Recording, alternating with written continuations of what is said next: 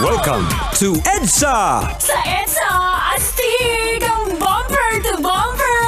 Sa EDSA, the slower, the better. Sa EDSA, usad pagong is live! Kaya kung ako ikaw at ikaw sila, mag-EDSA na tayo! EDSA! Kasama mong natatrap. Diego Bandito! Go Diego! Go Diego! Go Diego! EDSA! Yo, boards! Let's go! Hey! Metro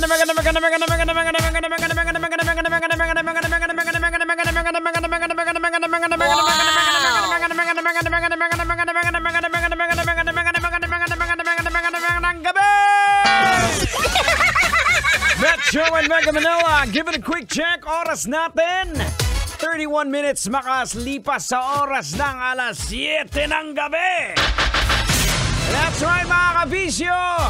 Tuloy-tuloy po ang hataw, bagsakan, hampasan, bagsakan ng musika dito po sa programang EDSA! Alright, at hindi na natin patatagalin to. Ito, masarap ang pag-uusapan natin ngayon at I'm sure marami po ang makaka-relate and I'm sure ito po ay isang sensitibong usapin. Kaya pag-usapan na natin to! Pinag-isang dibdib ang same-sex couple sa Tagum City. Oh no!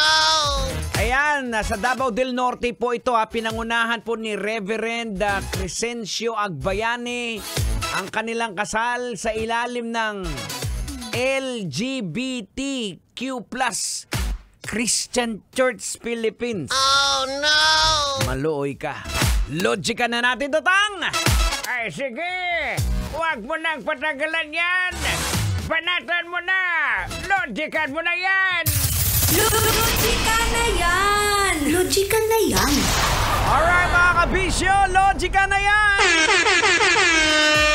Anong leksyon ang ating mapupulot? Anong aral ang ating madudukot? Kailangan pa bang i-memorize yan? Boards! Ito ang hindi basic. Oh no! Diba? Na pag-iisahin mo, same sex. Ito po ay masasabi nating direktang paglabag at lapastangan sa utos ng ating Panginoon. Ito, naalala nyo ba dati, ikaw, Boards Angkol, naalala nyo ba dati yung pahayag dati ni Senator Manny Pacquiao na mas masahol pa yung tao sa hayop? Kasi ang hayop, at least alam nila yung partner nila ay opposite sex nila. Diba? Pero Boards, importante din po ito, lilinawin ko importante din na wag po nating husgahan. Diba? Ang mga kapatid, dahil kapatid din po natin sa Panginoon, ng mga member po ng LGBTQ+. Tang, ano ba ang tamang gawin pag sa mga ganito? Ang masasabi ko lang ang dapat gawin dyan ay you have to condemn the sin. Kondenahin mo yung kasalanan, hindi yung tao. Wow! Ay, tama ka dyan. Alam mo, totoo yan, Tang, ha? Kasi ang mali po sa atin, karamihan, kinukundina po natin yung tao, hindi yung kasalanan. Now, logican po natin. Bakit po may mga gay Christian church na nag-i-exist na alam naman po natin malinaw po ito na sinasabi na ayaw ng Panginoon? Well, kailangan pa bang i-memorize yan?